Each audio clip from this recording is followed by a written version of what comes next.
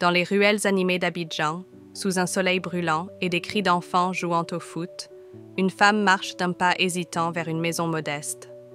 Awa, jeune mère de 27 ans, tient fermement la main de sa fille de 6 ans, Sira. Son cœur est lourd, plus lourd que sa valise. Aujourd'hui, elle part. « Je reviendrai vite, ma chérie. Sois sage avec Tanti Mariam. » La petite fille serre son doudou contre elle et hoche la tête. Elle ne comprend pas tout, mais elle sent le tremblement dans la voix de sa mère. Mariam, la sœur aînée d'Awa, les accueille avec un sourire figé. Mariam, femme imposante et respectée, cache derrière ses boubous colorés une rancœur ancienne. Elle a toujours vu Awa comme la préférée, la belle, celle qui attirait tous les regards, alors qu'elle, l'aînée, a toujours été l'ombre dans laquelle on ne se retourne pas. Ne t'inquiète pas, Awa, Sira est entre de bonnes mains.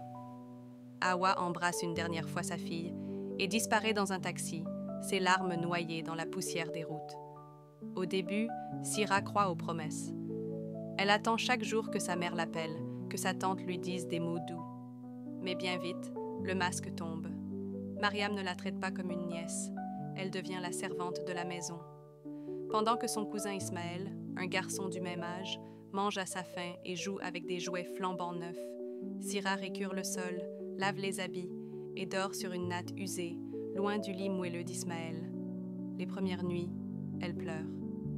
Mais les pleurs attirent la colère. Alors, elle apprend à se taire. Les lettres de sa mère arrivent de temps en temps, mais Mariam ne les lit pas à voix haute. Elle va bien, elle travaille dur pour toi, les appels sont rares. Et quand ils arrivent, Mariam s'arrange pour que Sira n'ose rien dire. Si tu racontes quoi que ce soit, ta mère ne voudra plus jamais de toi. Le silence devient une prison. Mais dans le quartier, certains regardent. Tanti Adjoua, la voisine, observe la maigreur de Sira, son regard éteint, ses vêtements en haillons alors qu'Ismaël brille de propreté. Mariam, la petite a l'air fatiguée. « Elle mange bien ?» demande-t-elle un jour. « Bien sûr, elle est juste paresseuse. Elle ne veut pas manger. » Mais Tanti Adjoua sait reconnaître un mensonge. Un soir, alors que Mariam est sortie, elle trouve Sira recroquevillée devant la porte, un morceau de pain sec dans la main. « Ma fille, tu veux que j'écrive à ta maman ?» Sira hésite. Son cœur bat fort. Mais pour la première fois, elle ose dire « Oui ». Tanti Adjoua l'aide à rédiger une lettre, des mots simples, mais lourds de vérité. Quand Awa reçoit la lettre, elle sent le sol se dérober sous ses pieds.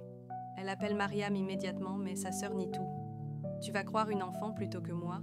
Mais cette fois, Awa ne se laisse pas berner. Elle rassemble tout ce qu'elle a et prend le premier vol pour Abidjan. Quand elle arrive devant la maison, elle trouve Sira plus maigre, plus silencieuse, plus brisée qu'elle ne l'aurait jamais imaginé. Mariam essaie de se justifier, mais Awa n'écoute plus. « Tu m'as trahi, mais pire encore, tu as détruit une enfant. » Elle prend Sira dans ses bras et cette fois, elle jure de ne plus jamais la laisser derrière. La nuit tombe sur Abidjan et dans le taxi qui les ramène loin de cette maison, Sira repose sa tête contre l'épaule de sa mère. Pour la première fois depuis longtemps, elle sent la chaleur d'un amour sincère. Le silence n'a plus de poids.